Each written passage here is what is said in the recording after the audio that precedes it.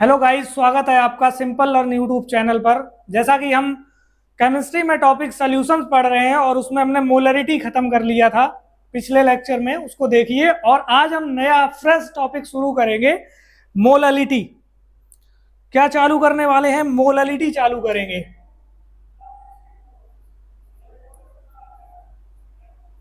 शुरू करते हैं मोललिटी। मोललिटी क्या रहेगा यहाँ पे? मोलरिटी में आर था और इसमें एल है, बस इतना ही डिफरेंस है, लेकिन बहुत कुछ डिफरेंस है यहाँ पे। मोलरिटी में हम क्या करेंगे, पहला ही पॉइंट इसकी डेफिनेशन लिख लेते हैं। It is the number of moles of solute dissolved in या डिजॉल्व पर कर लेते हैं यहाँ पे, डिजॉल्व पर 1000 ग्राम, या इसी को कह सकते हैं 1 kg पर 1000 ग्राम ऑफ सॉल्वेंट। ठीक है, जो हमारी मोलरिटी होगी वो क्या होगी? It is the number of moles of solute dissolve per unit पर 1000 ग्राम या 1 kg ऑफ सॉल्वेंट। ठीक है, इसमें हम दोनों ही चीजें किसमें लेंगे? नंबर ऑफ मोल्स लेंगे और यहाँ पे केजी में चीजें होंगी, और हम यहाँ पे सॉल्वेंट का यूज करेंगे। जो मोलरिटी था वो हम वॉल्यूम ऑफ सोल्यूशन लेते थे। ठीक है, यहाँ हम क्या लेंगे? मास ऑफ सॉल्वेंट लेंगे, वो भी कितने, किसमें? ग्राम में या किलोग्राम में। दो ही चीजें यहाँ पे काम करेंगी। अब यहाँ पे दूसरा पॉइंट लिख लेते हैं। इट इज रिप्रेजेंटेड बाई या इट इज डिनोटेड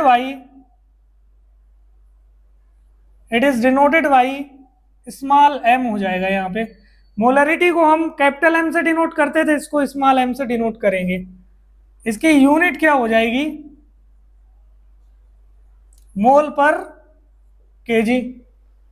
ठीक, एक यहाँ पे सबसे इंपॉर्टेंट बात, मोलरिटी और मोललिटी में लोग कहते हैं कि हम ज्यादा मोललिटी का यूज क्यों करते हैं, तो हम क्या बताएंगे? इट इज इंडिपेंडेंट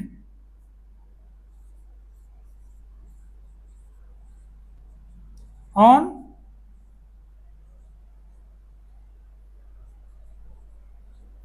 सबसे मेन पॉइंट इसका क्या रहेगा कि ये जो हमारी मोललिटी है, मोललिटी जो है वो टेम्परेचर पर डिपेंड नहीं करती है। ठीक है, टेम्परेचर पर डिपेंड नहीं करेगी। अब यहां पे हम इसका फॉर्मूला नोट कर लेते हैं। मोललिटी बराबर क्या हो जाएगा? Molality is equal to number of moles of solute upon mass of solvent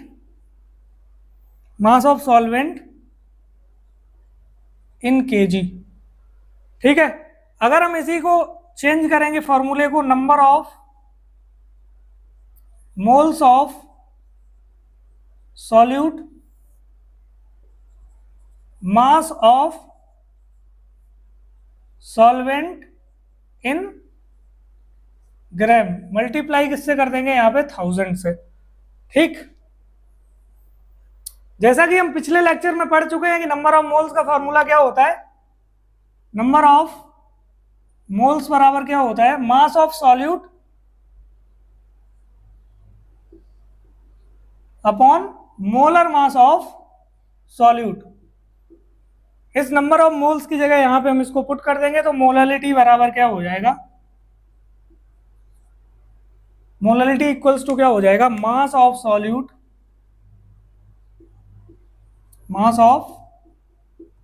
solute into 1000 upon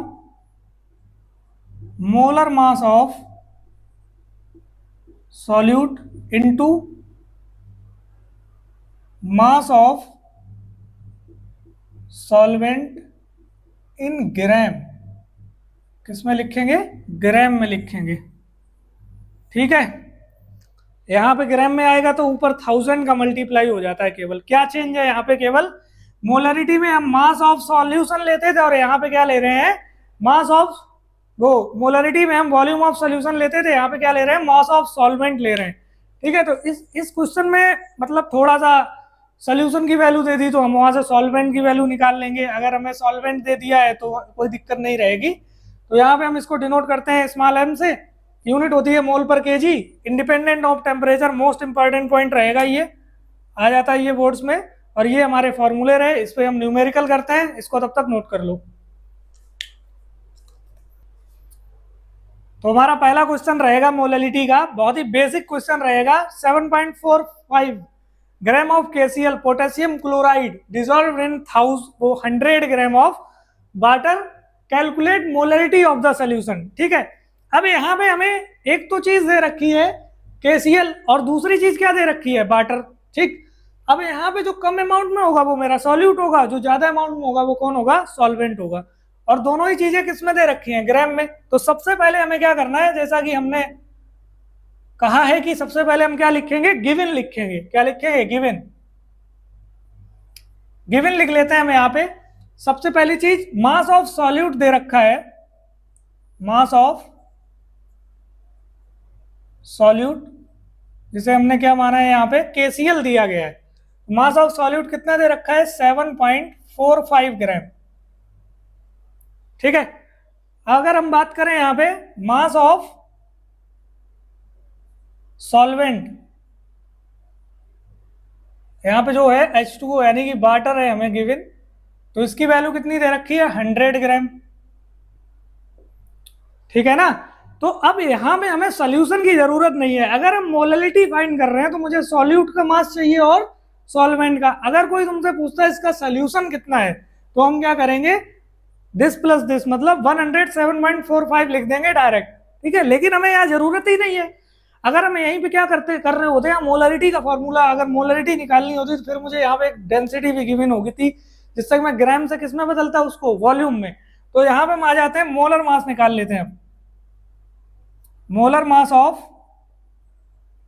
KCl कितना हो जाएगा, पोटेशियम का कितना होता है 39 और इसका कितना होता है 35.5, K का कितना होता है 39 और Cl का कितना होता है 35.5, तो टोटल कितना हो जाएगा ये 74.5 ग्राम पर मोल। ठीक, तीनों चीजें आ गई मेरे पास। मास ऑफ सॉल्वेंट भी गिवन है, सॉल्यूट भी पता है, मोलर मास भी निकाल लिया। तो हम सीधा मोलरिटी का फॉर्मूला लगाएंगे। मोलरिटी इज इक्वल टू क्या होता है, मास of solute into 1000 upon molar mass of solute into mass of solvent. किसमें ये दिया है हमें, गिवन किसमें है, ग्राम में। तो हम इसकी वैल्यूज पुट करेंगे यहाँ पे। मास ऑफ सॉल्यूट कितना दे रखा है 7.45 ग्राम और ये रहा हमारा 1000। मोलर मास कितना दे रखा है 74.5 इंटू मास कितना दे रखा है सॉल्वेंट का 100। ठीक है, अब हमें क्या करना है, यहां से ये पॉइंट जब हटाएंगे तो दो बिंदी इधर नीचे बढ़ जाएंगी और इधर ये हटाएंगे तो ये बढ़ जाएगी। ठीक है, चार बिंदी से चार बिंदी यहां से ये गई, चार होगी चारों। ठीक है, क्या बचा, केवल 745 जो मोलैलिटी मेरी आई, ओहो मोलैलिटी कर दिया, मोलैलिटी। ठीक है, मोलैलिटी मेरी कितनी आ गई 1 मोल पर केजी। ये जो तुम्हारा क्वेश्चन था ये क्या था, सबसे बेसिक क्वेश्चन था तुम्हारा मोलैलिटी का। ठीक है, नोट कर लो इसको। तो यहाँ पे समझ आ गया होगा, एक बार मैं फिर से बता देता हूँ। हम गिवन लिखेंगे, गिवन के बाद हमें सारी चीजें मोलर मास निकाल लेंगे और मोलैलिटी का फॉर्मूला लिख के जो जो चीजें गिवन है उस हिसाब से हम फॉर्मूले को लिखेंगे। क्योंकि मुझे मास जो दे रखा था ग्राम में, तो मैंने ग्राम वाला यहाँ पे फॉर्मूला यूज किया, वैल्यूज पुट करी, बहुत ही सरल कैलकुलेशन थी, आराम से मेरा आंसर 1 मोल पर केजी आ गया। थैंक यू सो मच, आज के लिए इतना ही रखते हैं, लाइक एंड सब्सक्राइब करिए।